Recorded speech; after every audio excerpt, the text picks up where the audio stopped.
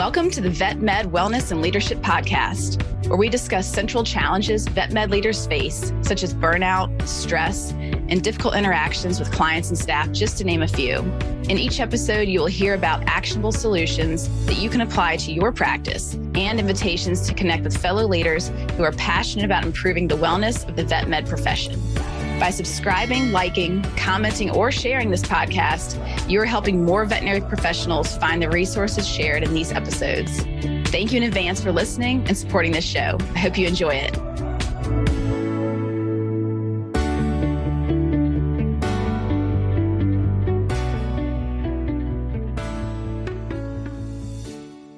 Hey everybody, Crystal Stokes here, and joining me today is Swendsen Harris, who is a member of our team.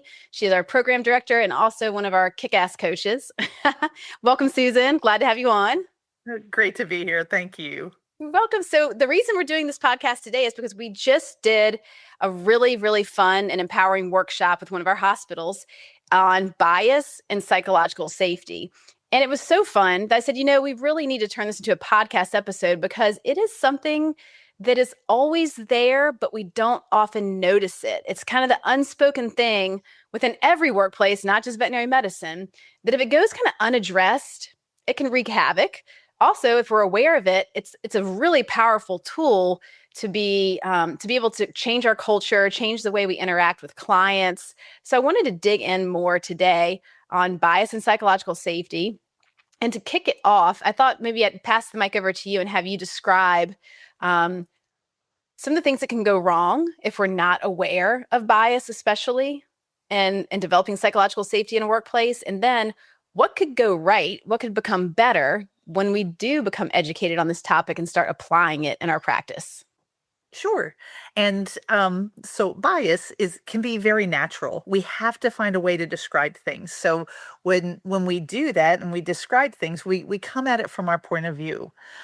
Where bias can really start to wreak havoc is when we use it to push people away or to start this process of us versus them. And in that case, that's when we need to address it. The thing is again, bias is very natural. We all have our biases. We all have our different points of view. What we look at, though, is how do we apply that? What does that look like in real life? And the example I often use is I identify as an introvert. I identify myself as an introvert, and that's a label that I put on myself. And so if that is a bias, I'm using it to make myself small and to keep myself from doing things like this podcast. I could very easily use it in a way that pushes me away from others. Well, I'm an introvert, so therefore I can't be friends with an extrovert. Or there's that extroverted veterinarian again. We will never be friends. And that's where our bias comes in, and we need to call out our bias so that we can identify it and then know what it is that we do. And psychological safety is not necessarily the fuel in that, but it's the engine. It's the engine that drives how do we bring people together? How do we help a team that has different points of view, diverse and different experiences, different cultural backgrounds, and weave it into a fabric that is a strength and has that collective strength to deliver good medicine. And so that's where psychological safety and bias play together, is understanding the language, understanding bias when it comes, having a shared vocabulary, and then understanding the need for psychological safety to address the bias and to move your team forward. Understood. Right away, when you're describing your own bias, I could think of about 800 of my own labels. And so, if we think about being in a veterinary clinic, it's just, it pops up naturally.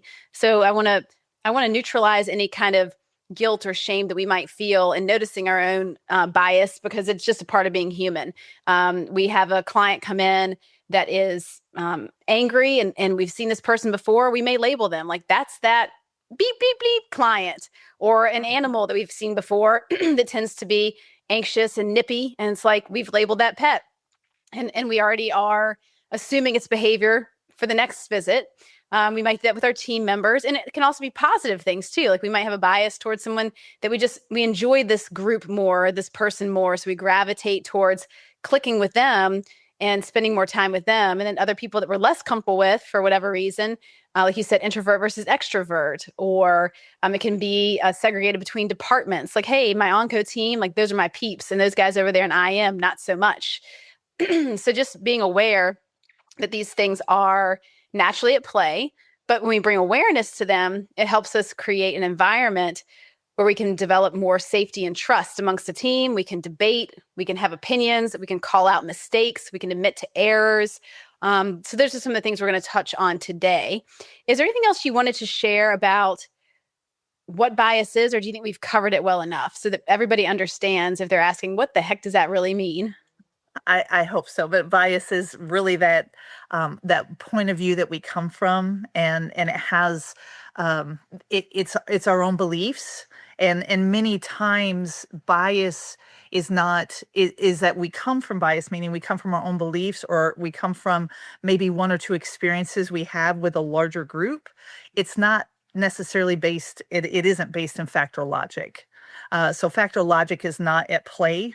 And so the thing with bias and why it's so natural is it's sometimes our brain defaults to how do we keep ourselves safe. So if we've had a negative experience with a certain breed, and and we go, oh my gosh, I don't want to see that breed, whatever it is. All dogs are fine except for Chihuahuas.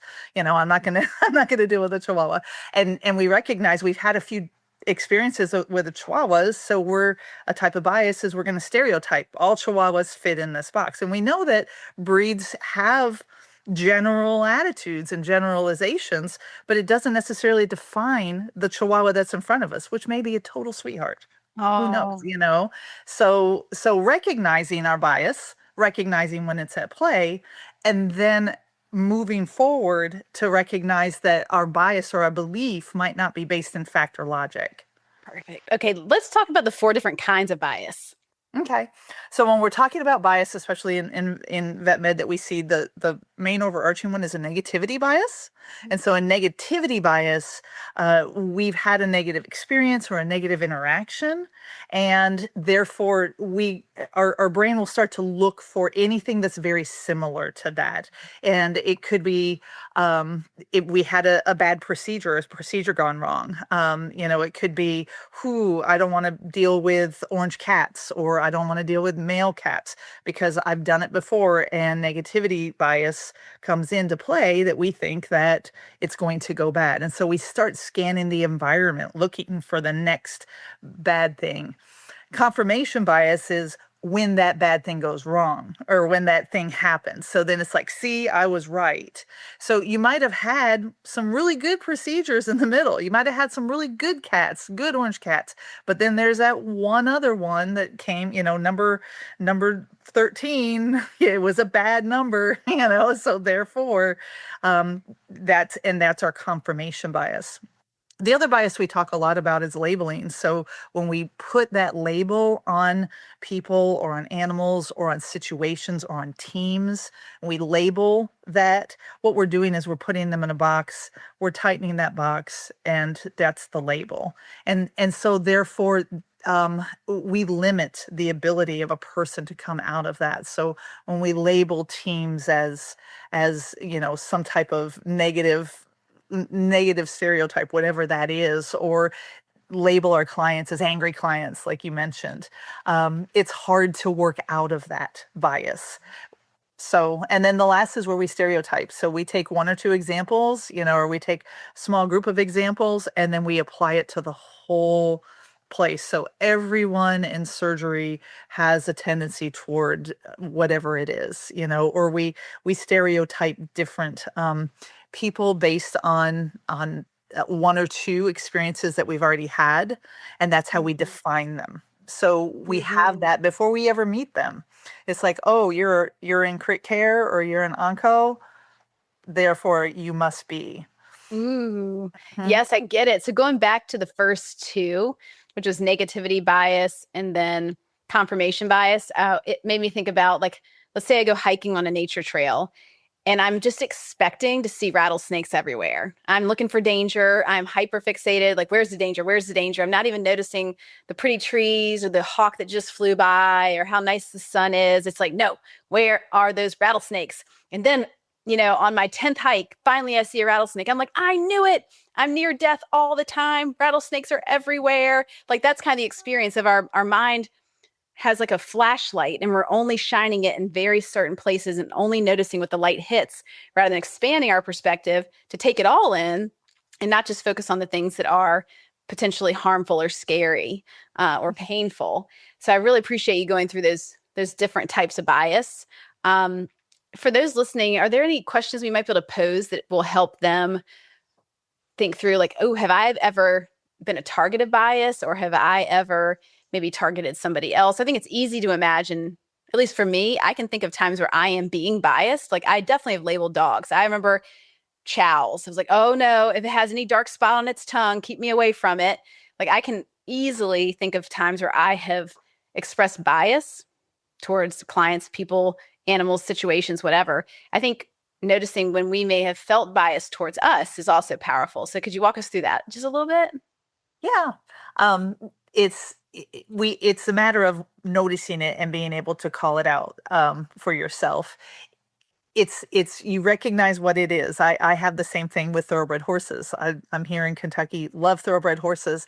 Yet even this weekend, a thoroughbred was there at one of the horse shows I was at, and immediately I was like, "Why is this thoroughbred here? It's going to be crazy. It's going to be off the chart and just want to run around and all that." And so you call it in your mind. You recognize right away. Oh, I just labeled this horse as crazy when it has done nothing that was my belief, and that was my based on preconceived notions that I have, and yet that horse has done nothing and there is no fact or logic to it. And so recognize it and calling yourself, and like you said, bias happens. We all come from that, and it has a purpose in our life, and yet we have to be able to call it to say, is it limiting me? Am I now limited in my view? Am I limited in my ability to interact and be close with this animal because of it? By the way, the horse one first was perfect, wonderful in the ring. The owner, it had just raced, just not even 6 weeks ago, right off the track, and was lovely and perfect. So my bias was not in any way based in fact or logic. Uh, Can we talk more about that? Because this is where I think if people listening take away nothing else, I really want to home in on when we are allowing our bias to just kind of operate, we're not even aware of it, how it deteriorates our ability to grow our team, to connect with our teammates. It deteriorates our ability to connect with patients and clients. It creates walls and barriers. So, for instance, and I'd love for you, Susan, to speak more on this. We see it all the time in teams where, let's say they're onboarding somebody new. They've already labeled that person as an idiot. They have no skills. They're slowing us down. We're kind of ostracizing them. And that person feels it. They feel like they can't ask questions. They feel like they cannot assert themselves to try a new skill. They just kind of hang back. And everybody's known that feeling, I bet, that when you get into a new workplace that doesn't have an open culture, that's not welcoming and inclusive, and you're not being trained, you're just kind of learning by standing around winging it and trying not to make errors that anybody sees. And that's how you lose team members. So people that have chronic turnover where they keep onboarding new people and they don't stick, they last 3 months and then they're done, is often because there's some bias against the newbies, like for very skilled high departments like an ER or a specialty department, where it's really hard when you come in with no skills to get up to a proficient level where you're actually useful. For the first 6 months, you're just kind of in the way. That's an example I see all the time where we just sort of have a bias against the newbies, or we might have a bias against certain types of communication styles. When a person is maybe a bit more assertive, they like to take control of the day and run the day, they get labeled as bossy. And now nobody really likes them, so they don't get included as much. Like, people might kind of go along with it, but at the end of the day, they really prefer not to be around that person. And instead of just addressing in the style and talking with them about it, they just ice that person out. And so then, of course, they feel it and they may ratchet down harder. They might try to control more. And it just becomes this downward spiral. Could you speak to some other ways that if we're not addressing this, that it really can erode the team's sense of well-being and ability to function effectively? I when you were saying that about new ones coming in, I think of some of the words that we use. I've heard so many times interns being called baby docs, or even baby techs, and how it's hard for someone who may have been teching for a long time but is new, or somebody who really poured forth in their education, and here's this label that has pushed them aside. And I often think about too how I've been with teams who are like, well, they're just that way, or no, it's really real. And I'll say, so when was the last time you experienced this? When was the last time you experienced that they weren't listening, or that the leaders weren't paying attention, or that vet was not kind to you? And I've had some people say, well, it was 2 years ago or 3 years ago. So you can see where the belief, there's been a lot of other experiences. So the fact and logic was that this person was affected or impacted by something that happened a long time ago, but there's the bias of that negativity bias. I'm just waiting for the other shoe to fall. It's gonna happen again. And then the lack of psychological safety to address it and challenge directly and collaborate with this person in a way that moves past Mhm. what might have been, and not taking away from a negative interaction, but understanding that living your life trying to find confirmation of it happening again Mm. is not going to build a healthy team, and it's not going to build for you a sustainable profession. Yeah. Another example that was from our workshop was where one of the team members said they caught themselves having a bias when a client comes in and they know that the client is a medical doctor. They're like, oh no, like a human medicine doctor, like, oh God, this person's going to be a pain in the ass because they're going to probably be, uppity and tight and ask all these questions. And then they said they recognized that label, that bias is really not fair because there are plenty of medical doctors out there that are super chill and nice and awesome clients. That if you go into that room already assuming I'm not going to like you, you're going to be annoying, that client feels your energy, right? They feel that you're being curt and cold and short with them. Your small mannerisms, your micro expressions are already creating an environment that is not good for having a good working relationship versus coming in and dropping the label and saying, it's just a human in front of me. Let's have an experience. And same with Mhm. previous bad behaviors where somebody may have one day been stressed and they came in and they showed those behaviors of being angry or a bit hostile. And are we going to label them that way forever? Or are we going to speak to the client about it, assume they can learn better behavior, come in next time with a clean slate and just be curious? Like, how's the client showing up today? I'm willing to see you with fresh eyes. And how refreshing it is if that was us. Like, how many of us have gone into, a store or some workplace and we were short with somebody. Like, I've been short with cashiers before. I can remember that. I'm like, oh gosh, I hate that I did that. Or when I have to wait too long, where I'm like, hey, my appointment was 11, it's 11:30. I can get a little snippy. Boy, I hope that when I come back to that place that they can forget that I did that. We all want forgiveness and to start fresh and to have the opportunity to grow and change and make a better relationship.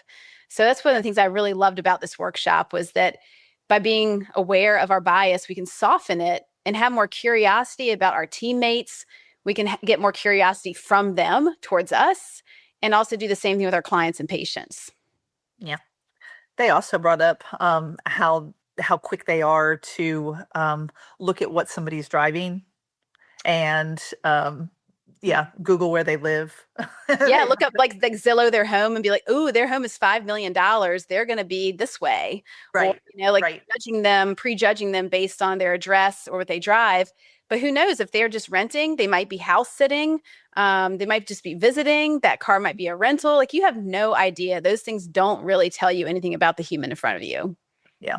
I when where it comes into play, I had a situation once with one of my daughters had a friend who was a traveler, and so he didn't look the part of someone who had the finances to take care of his animal. What I knew in the background is he had a very large trust fund set aside for his animals and to more than cover. And yet, when one of his pets got sick, he went to 3 hospitals. They refused him. They refused to care. Yeah, three animal hospitals turned down care on Athena, based on his appearance, and they just immediately said, "I know you can't pay for this," and sent him out the door. Yet we knew that he did, and so there was bias that impacted the care of that animal, how he was treated, and yet I knew what his financial condition was, which was he was more than capable of doing it. Mm. Hmm. Wow. Okay. So now let's operationalize this because we'll need to move into psychological safety next. Before we do, recommendations for teams that want to somehow start talking about bias. Let's say I'm a team leader. I want to bring this back to my team and say, yo, guys, let's talk a little about bias. I listened to this podcast. This is what it is. This is how it shows up for me. But how do we, and the team is jiving with it. They're like, yeah, well, that's cool. Like, we agree. But what do we do in the moment? Like, hey, it's a Wednesday. It's 9 a.m. I just saw some bias happen, or I just did it myself. Like, now what? Get a shared vocabulary. So talk about it. You open up the space first to talk about what it is and what bias is and how it is showing up in and amongst your team. And then you make the agreement to hold each other accountable. Kim Scott has a great video called on Purple Flag. If you want to Google that, great video, because Purple Flag, again, it's innocuous. It's not a red flag. You didn't do anything wrong. It's not like a big caution or anything. It's just bias is occurring. So when you pay attention to it and you name it, then you know what it is that you or can come up with what it is that you can do. And then get just so there's your shared language around it. Then you make the agreement to talk about it. So you either talk about it in the moment or also get the language around what if you don't know what it is. Sometimes it's, oh yeah, that was bias, but sometimes you don't know, and that's okay because it's okay to ask and just say, all right, thank you for bringing this up, but I don't understand, and that's okay.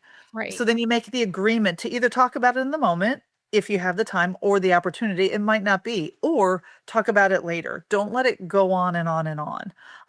So the agreement is either talk about it immediately or set a time to talk about it, maybe at the end of the shift or when Mhm. things slow down.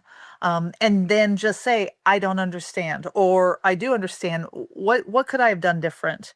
And open up that dialogue. And that's the segue into that psychological safety. What does that space look like to be able to challenge someone and say, I just saw your bias, and to be able to meet that and then be able to move forward with what that looks like. Okay, so I'll summarize and I'll give an example. So let's say you and I, Susan, are working together Mhm. and I'm a Southerner. So let's say I just use some Southern slang that I grew up with. I don't even notice. And Okay. but it landed for you as bias. Hmm. And we had agreed as a team that our safe word is going to be slippery, Okay. like a slippery slope.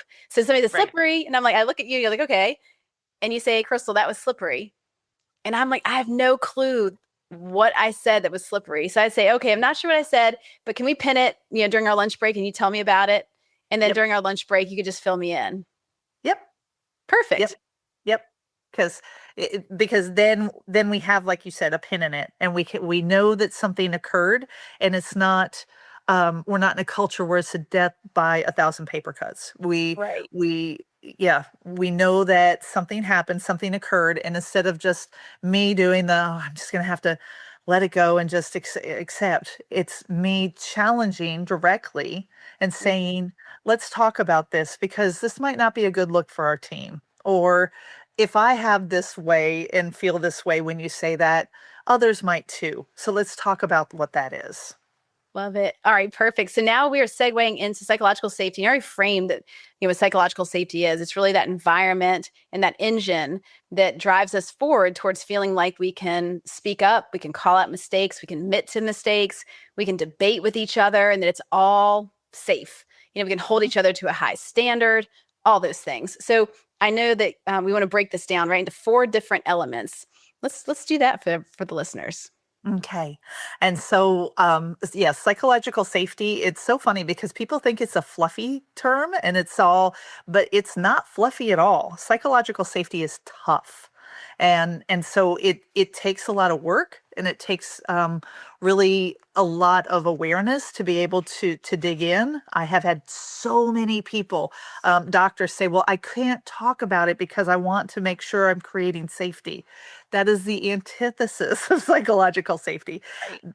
Silence is not the goal with psychological safety. It's conversation, it's dialogue. And so you do this in four different quadrants. It could be inclusion safety. So you are safe to be included. You are part of this conversation or this team, or you're part of this interaction, or you're part of my day to day as my client, whatever it is. You're part of my interaction as my cashier, but you are included in my life, and that is a safe place to be. The next is learner safety. You are safe to ask questions if you don't understand. You're safe to learn and grow. You're safe to say, I did this before, but I don't know now. I don't know what you're saying. Can you please clarify? So learning and growing. The next is collaborator safety, or contributor, which says that I have something to talk about, or I have something of value to this conversation. And so being safe to be able to contribute in a way that feels like my contribution is not going to be pushed to the side, or I'm going to feel berated, or I'm going to come out of contributing feeling less than or in any way shamed because of my ability to speak up. And then the fourth is challenger safety. And challenger safety can definitely be rough, because if you see something that you don't understand, or see something that can be going wrong. So I often think about challenger safety when it comes to our technicians, and seeing something that maybe a doctor is doing. Do they feel okay saying, hey, doctor, I'm not quite sure that this is, can we walk through this? And challenging that doctor instead of just saying, well, it's the doctor. They know what they're doing. So I'm just going to sit here and be quiet while they make a medical error that you could have prevented if you had only just spoken up. Oh, these are all so good. So I want to have those listening thinking through this for yourself. Let's just do one at a time. So inclusion safety. On your team currently, do you feel included? Do you create an environment where you think others feel included? In what ways have you felt excluded? In what ways have you maybe made others feel excluded? Like that's primary 101, just to be able to have a sense of belonging. Imagine how our nervous systems feel when we don't feel that safety of just even just being included, right? That's a really scary feeling. So that erodes our ability to bring things up, to be a part of something. So that's just so fundamental. I really like the inclusion safety one personally. Like that one just stands out for me really strong. Next, learner safety. Again, we go back to onboarding, Yep. or having someone just feel comfortable saying, I'm not really comfortable with his skill set. Like I know you've shown me so many times how to place that catheter, but I really want to ask for more help to make sure I get it. Like I get it, I can do it in a big dog, but when I get down to those kittens, oh, it's terrible. So do you currently in your practice feel safe learning? That means making mistakes. Do you create an environment where you think others feel safe learning? Hmm? How could we improve that? Contributor and collaborator safety. I noticed that when we did this in the workshop, this one felt like the easiest one. Like, oh yeah, we can all contribute. Like, hey, we have a difficult case coming in. This person's getting the blood draws ready. This person's getting the cage ready, right? This person's ready to do the X-rays. Like, we're all kind of flowing. So, in your current practice, do you feel like you can jump in and contribute with ideas, with your hands, with your energy? Do you create an environment where others can contribute? Do you say, hey, that guy over there, this being a wallflower, hop in, we need your hands, or hey, the person in a meeting that doesn't speak up, just to leave space and say, for those of you who haven't spoken yet, is there anything that you all want to share at this point without like targeting them, but just leaving it open? Is there anything that anybody else wants to contribute? Or perhaps for some organizations, doing an anonymous survey so that people can contribute that may not yet feel safe enough to speak up, give them another pathway for those of us who are maybe more introverted or shy. That can help build safety. And also then challenger safety, I guess it kind of almost to me bleeds together. Do you feel like currently in your practice that you could challenge if you saw something potentially going wrong, or you just really weren't sure, but you needed to investigate and push back a little bit? Is it safe on all levels? Can people challenge people above them? Because that's usually the hardest. Can you challenge people in management? Can you challenge a doctor? Oh, yeah. And do you create an environment where people can challenge you? Do you welcome a challenge? How do you respond when somebody's like, hey, Crystal, I don't know about that. Susan, I have a memory for us. I'm thinking way back to a situation where I had some good challenging within Full Circle Lab, and it was so good. It was so helpful. And I loved being able to take a beat and be like, oh, wow, I need to think about that. Like, good point. Mhm. Yeah. Yeah, But look what comes from that: growth, understanding. We move forward and with so much more innovation, knowing who we are, so much more satisfaction that we can speak up and that what we have is valued. What we say is valued. So I yeah. love that. I think Mhm. too, because I think through this, that these topics really are quite vulnerable to s- slow things down and be self-aware and introspective, and to ask, how are my behaviors affecting others? How does it really feel when I engage in this way? Am I creating an environment that I'm proud of? Am I proud of the way I showed up today? Am I proud of how I reacted when somebody gave me that kind of feedback? And to feel it, because I know that, for me personally, it can bring up that kind of guilty or shameful feeling of like, oh, I did something wrong, or I'm not doing this good enough, or if only. And just know that's a natural part of this process, is as we wake up and become more aware and slow it down, it's okay to feel some of those icky feelings, but just keep moving through it. Because on the other side of it, there's a sense of strength, like, oh, I get it now. And now I have some tools to leverage that I can use to make this better. And we're all here to change and learn and grow. So it's okay to be new at this.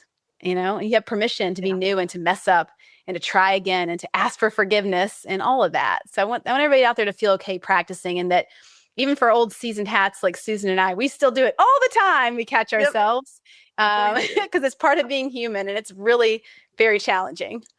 Yeah. Yeah. Yeah, I love the practice because the practice allows people to see just what the reaction is. I was talking with a leader actually earlier today, and we were talking about how do we build learner safety, and what we came up with is her more eliciting more feedback. She had some hurtful feedback, and she recognized that her reaction to it might not have been the best. So now she's trying to solicit it more and engaging her reaction to it, and then asking for feedback on her reaction so that she can create that space of psychological safety. Like I said, it's not easy, it's not fluffy, it can be hard, but it's the work that she needs to do to work through the word is approachable. Am I an approachable leader? And so the feedback was no. So how do you work on approachability? How do you work, that inclusion safety and that learner safety, Mm, and work through that? It's not the easy stuff, but it's the stuff that's going to get, it's the engine. It's the engine that's going to get you there. If you don't have that engine attached to your team, you are not going anywhere. So, right. mhm. Wonderful. Well, Susan, are there any other takeaways you want to leave our audience with today? Just that this is worth it.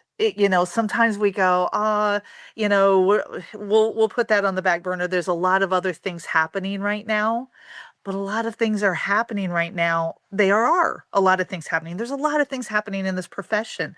And by addressing these things and addressing these moments and building this, you're going to come through those moments. You're going to build a culture and a team that's going to rock it out of the park in no two ways, about it. So look at what's happening, address these things. We don't call them soft skills, they're hard skills, and they're so worth it.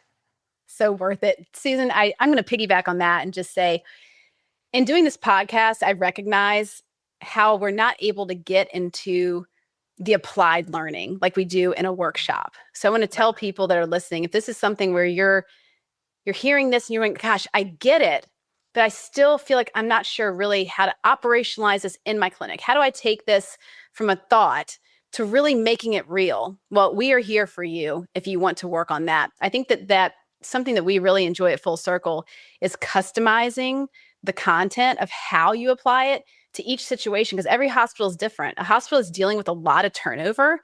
It's probably going to need a different process than a hospital that has a stable team, but they need more cohesion and better efficiency and workflow between within the team or between departments. So I think that's also an important element of really looking at your situation and strategically figuring out how do we want to apply this in a way that's not just a one and done. You know how it is when you give somebody like a handout, or you just announce something at a team meeting and everybody's like, sure, and then nothing happens. There's crickets. We want to avoid that. So a lot of the work that we do, like in the leadership development programs, is teaching this to leaders and then working with them over time to apply this and troubleshoot it. Because oftentimes we'll bring this stuff to our team, but figuring out, do we include this in the daily huddle? Do we put this in our weekly update news blast? How do we reward the behaviors that we want to see more of so this continues? How do we measure if it's actually working? Like, are we getting better scores on the onboarding? If we do a 30, 60, 90-day check-in, are people saying, I feel so included, I feel safe to learn? Like, what are we going to put in place that actually ensures that this is effective? So I love this topic so much. I love the workshop we did and how applicable it was to this hospital. And Susan, I just appreciate you so much being on the podcast today and sharing all your knowledge with us. Thank you. Thank you for having me. You're welcome. Thank you for joining me today. I hope that you feel stoked after listening to this episode. And as always, I would love to hear your comments and feedback. Is there a topic that you want to know more about? Please let me know. And thank you again for subscribing and sharing your favorite episodes with others. It really means a lot.